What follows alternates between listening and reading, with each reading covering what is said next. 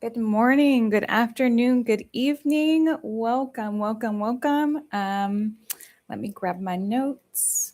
I've got a big one today. Merry Christmas Eve, everybody.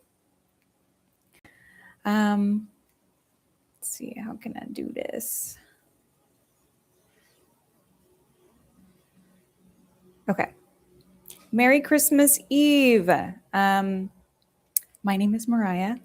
I am the creator of Mint Mind, an accessible place with meditations, bedtime stories, things to bring you back to yourself, to relax you, to ground you, recenter you, get you rejuvenated. I've got all different types of content on Mint Mind.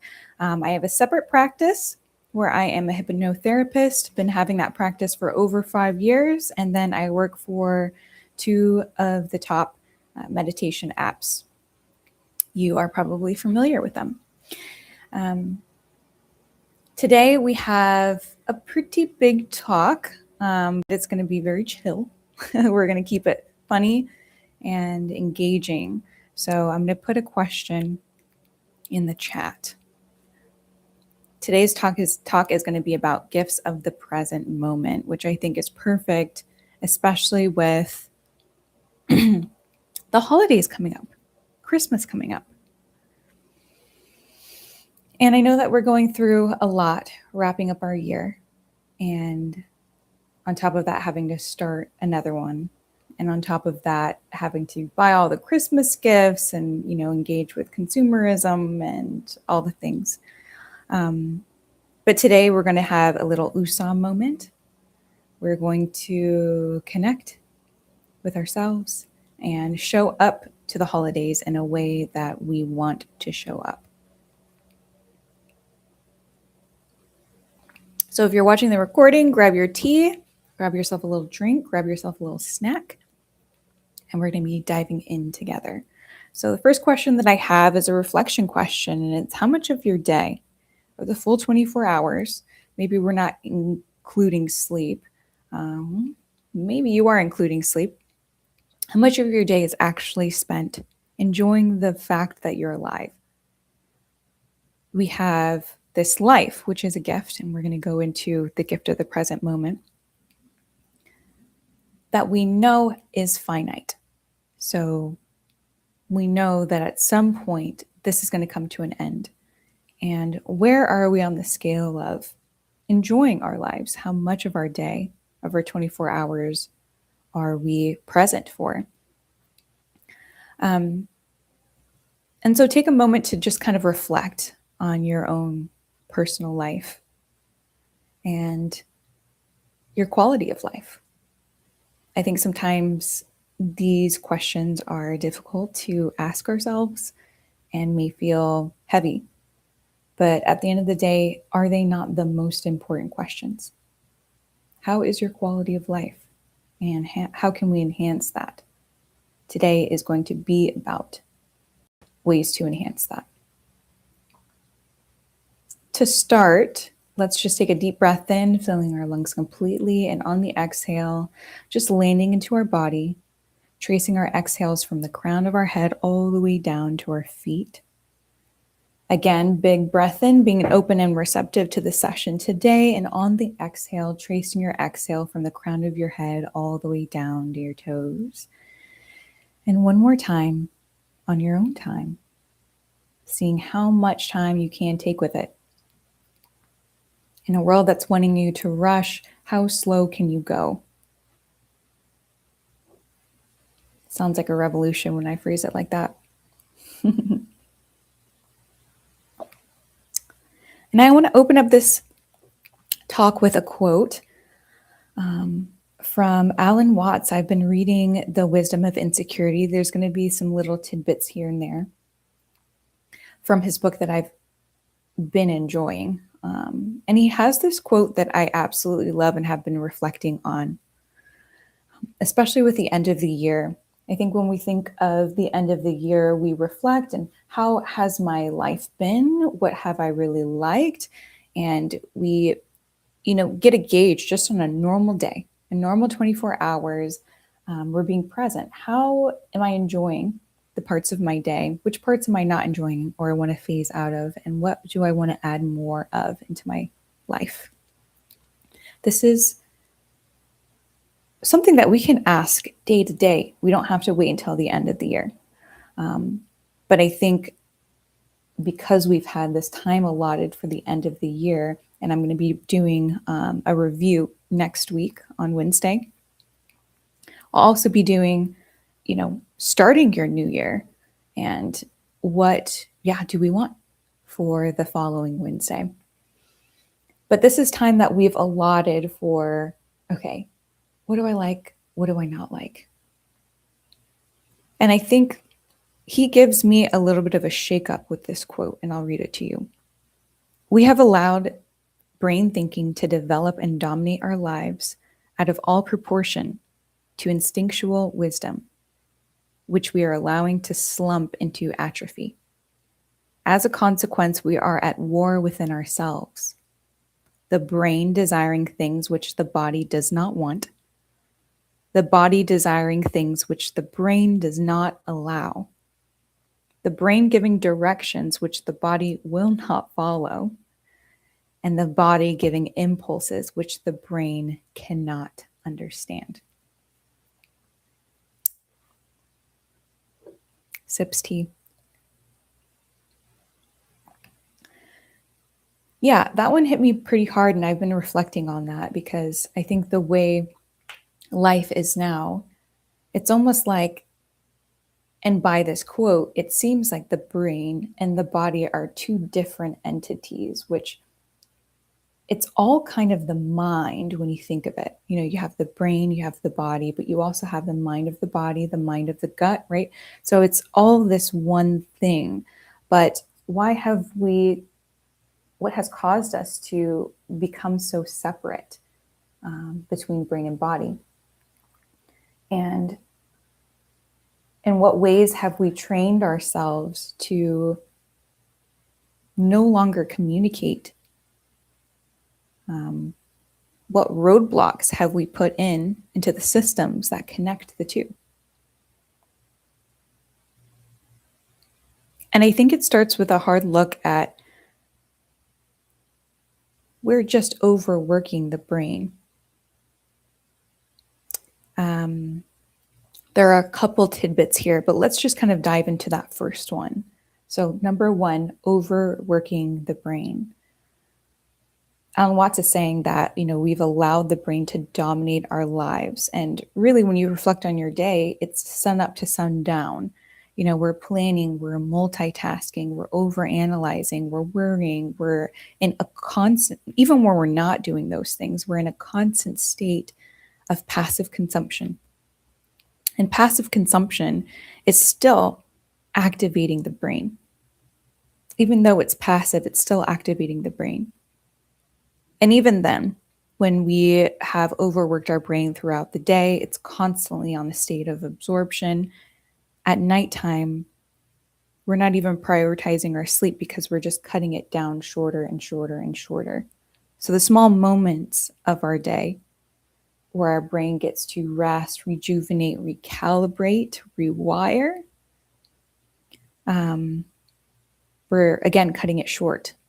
And maybe for productivity, I do think that there's like a societal pressure to that. But like any organ or any function, it needs time to rest, to rejuvenate, to recalibrate. So you can imagine, for example, any other system, let's say your digestive system. If your digestive system was constantly running on high, constantly running this marathon, let's say, we know that we don't want to eat after 8 p.m. because we want our digestive system to be able to rest. So it's not just churning a bunch of food and affecting our sleep, right? So we know this, whether we abide by it or not is a completely different conversation, but we know that. And like I said, it's similar to kind of running a marathon all the time. You need those down times of walking, of stopping, of resting to be able to run the other portions of the marathon. And I know that we can never fully turn off these systems, but we can give them a rest by not needing them as much, not needing them to be performing at a level 10 constantly throughout the day. And, through this, they get strengthened in other ways because they are able to rest. So, for example, in meditation, the brain's fear center, the amygdala, has reduced activity. And so, meaning it just becomes less active. Even neuroplasticity is boosted, meaning the brain's ability to rewire itself strengthens. So, we're forming new neural connections, and even our focus gets strengthened. And that makes sense because we're not just constantly breaking our focus, diverting our attention to multiple things throughout the day constantly. We're able to get a sense of rest in just one relaxed focus.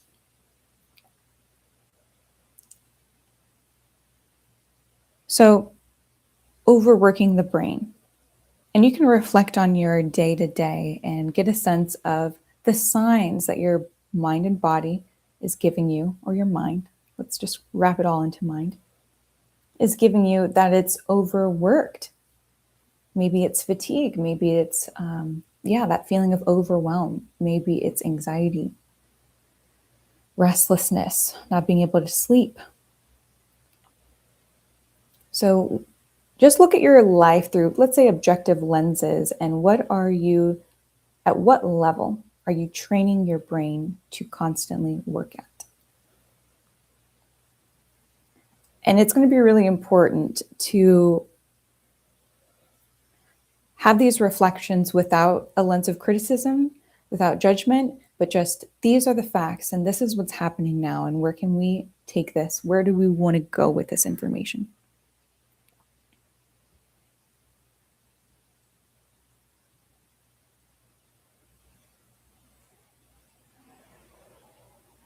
And number 2, we're functioning as if we're living in a place that does not exist. And that's a mouthful, but the past or the future, we're usually living in one of those two things. And a lot of us have been trained to function from a place of the past, function from a place of memory, right? Even our nervous system is like, have we dealt with this before? And is this safe to encounter again? And then we're also in a society where, with overproduction and being hyperproductive tied to our worth, even at the cost of rest, we're constantly having to manage what the future looks like. And everything that we tend to do, or the majority of the things that we tend to do day to day, are in association with the future. How is what I'm doing right now going to play into my future? And like I said, these things aren't necessarily bad as much as it is the overuse of them can leave us feeling depressed or anxious. And depression can often come from looking so far in the past and living from a state of the past. Anxiety can be the opposite, living in the state of the future and feeling like you have to do, experience so much, do everything in order for the future to feel safe. I think we've calibrated to replacing every partial gratification that we get with just a new desire. And in a lot of ways, we have forgotten how to celebrate even the small things. And the societal pressures of, working towards your retirement and making sure your funds are okay. And even with the past, we can't see the past for what it was. We're only capable of seeing the present traces of the past. We can only know the past as parts of the present.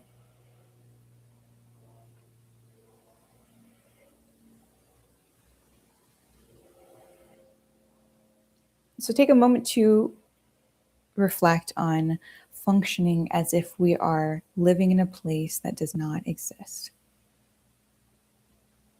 the past or the future. These things are necessary in moderation. But when our brain is doing those things in moderation, but we're overworking our brain, how much of our day to day is spent in the past or in the future? And number 3, we will do whatever it takes to get a sense of security. This is a big wake-up call for me, and I hope it's a big wake-up call for you as well. We're going to get to the present, the gifts, right after this, but let's talk about this third element. We will do whatever it takes to get a sense of security,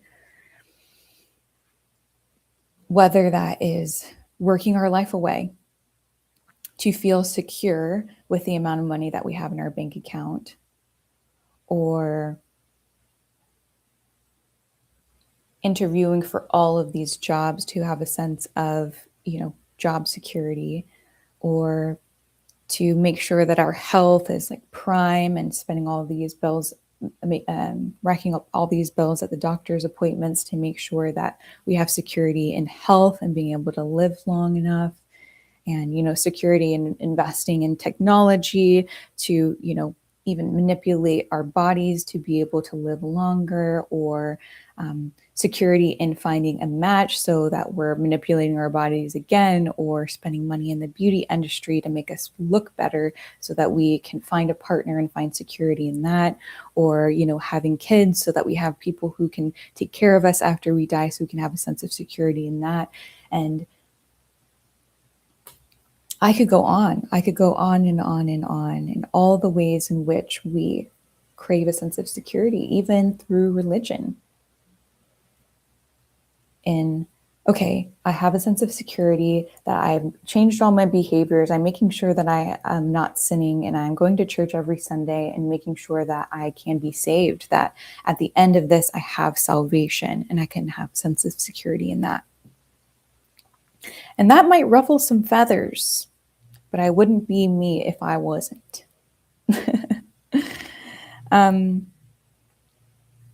Even science and all of our definitions, right? And in taking a look at how can we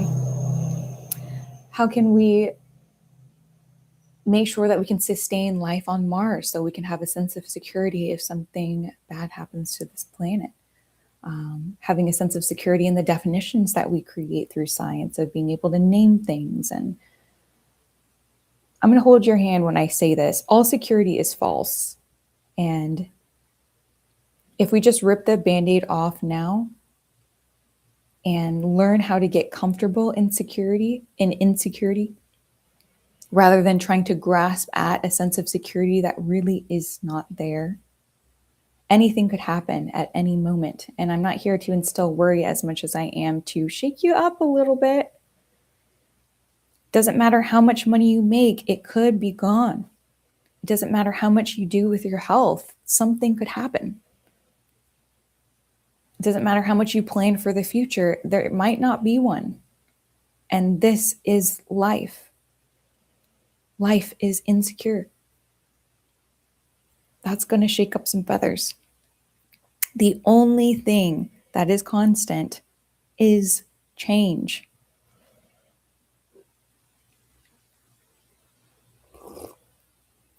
Sips tea. This is so hard to accept sometimes. And it's the fact that we can't accept that we keep going and going and going, grasping at whatever we can at the cost of our life. And this is one thing that we have been given. One thing that is tangible, that is real, is that we are living right now.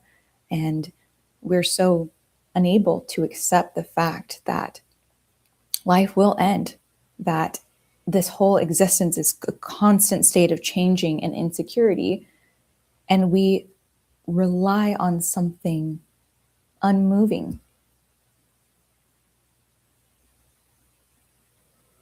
when maybe we should just be focused on our ability to adapt, focused on accepting the facts.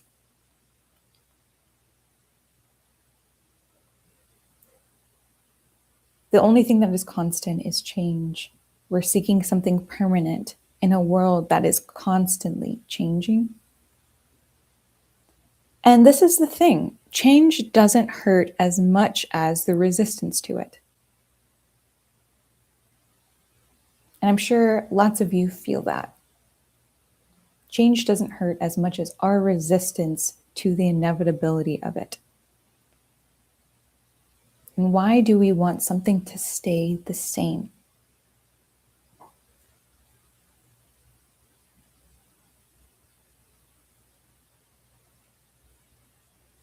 Everything is evolving.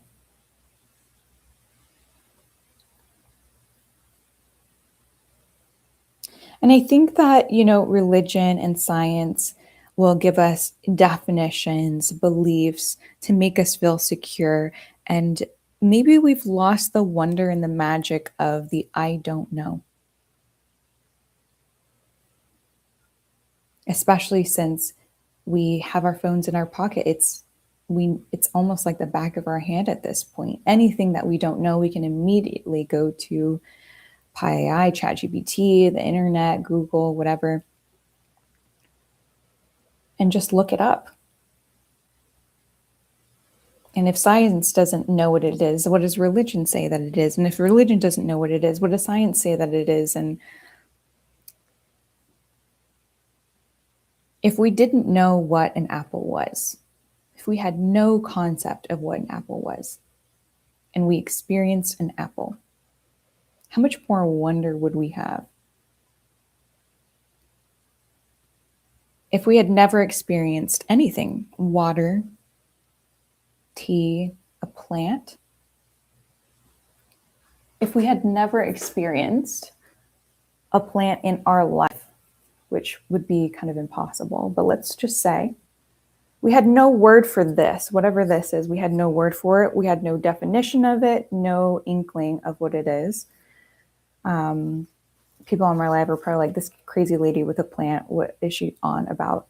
But be with me for a moment, just like for 1 second, just be with me. If we didn't have any concept of what this is, we would be able to fully experience it as if we were scientists, right? So experiencing it in detail, wow, it's green. Maybe we didn't even have a concept for the color green, right? It's got roots, it lives in soil, it's probably going to be emitting something. Imagine, we probably wouldn't even know that. It could be purifying the air, we wouldn't even know that. But this is something that not only does it look really interesting, but it has a function as well. And that's not even to say the ones that produce fruit, the ones that are spiky and have thorns, the ones that are poisonous, right? So, but if I were to just tell you, it's a plant, you already have a schema or a reference in your mind for what plant is, and you just lump it into, it's a plant. And labels are helpful, they're useful, but not necessarily when they're cutting out our wonder. And I think when we're constantly in a state of, hey, what's this, and getting, one word answers or a short definition, we're not really able to experience it through the lens of, I don't know. And that's through the lens of a kid, that's through the lens of a student. And this is necessary in order to feel a sense of wonder in life. How can we steep in the wonder rather than grasping at the security for a definition?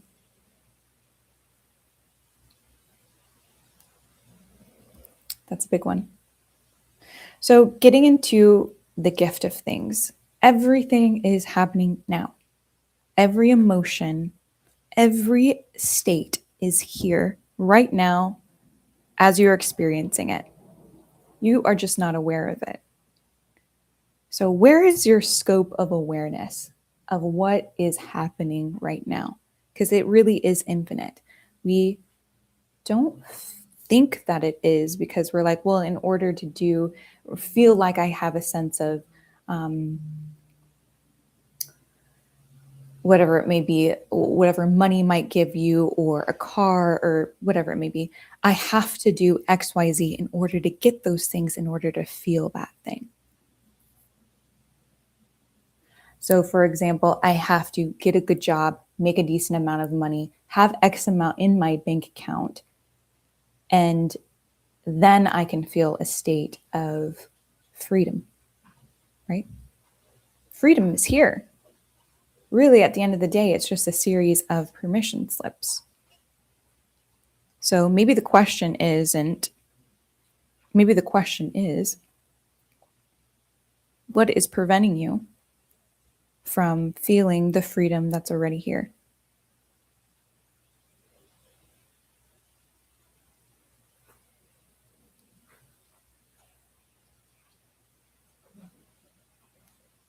How can you give yourself permission to feel the things you are reserving only for when you meet XYZ? And instead of chasing the state, right, to feel happiness or peace or whatever, how can we feel that right now? So, for example, kids are running around screaming. We are wanting to make sure the laundry gets done, make sure that the dishes are washed, every kid is fed, they have, fresh clothes on their backs, they've been washed, whatever, in order to sit down and have a sense of peace.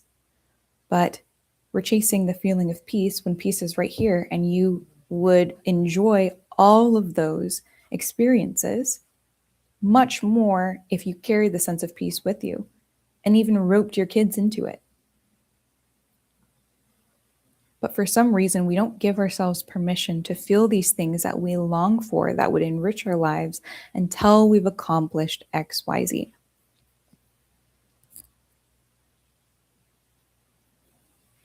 And part of that is just being here for the experience, rather than putting the present moment under the weight of the expectations, right? Is this moment has to be this and this and this in order for me to feel better. It has to be quiet. It has to be, the lights have to be dim. It has to be this in order for me to feel XYZ. Why? Why are we so conditional with the present moment? Why do we need the present moment to change in order for us to feel some type of way? And I think it's a projection maybe of ourselves, of feeling like we aren't enough, and so the present moment isn't enough. Maybe it's we don't feel worthy of feeling XYZ unless we've done the productive things. At the end of the day, this is your life that you've been given. So let's just do a practice. If you'll allow for your eyes to close, you just practice taking a moment to solely focus on something.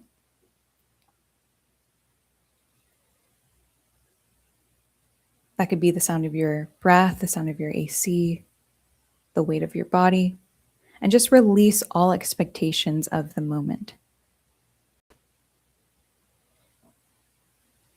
Start to engage your senses. What do you smell? What do you feel? What do you hear? And pour all of your focus into what is in the now. Throughout your day, you can even do this with your eyes open, noticing tiny little details. And think of something that you're really grateful for. It could be anything in your day-to-day experience that you're really grateful for. Something that makes your day easier, something really efficient.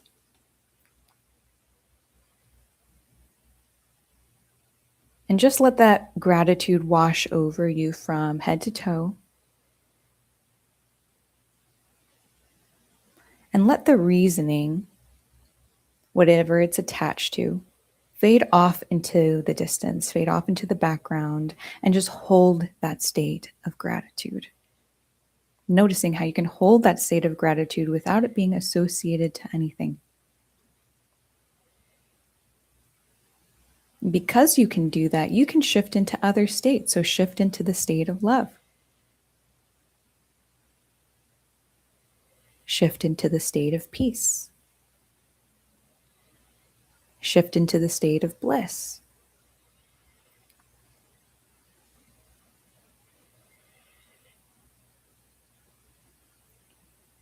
Take a moment to pick any word or mantra you'd like to use to remind you of this.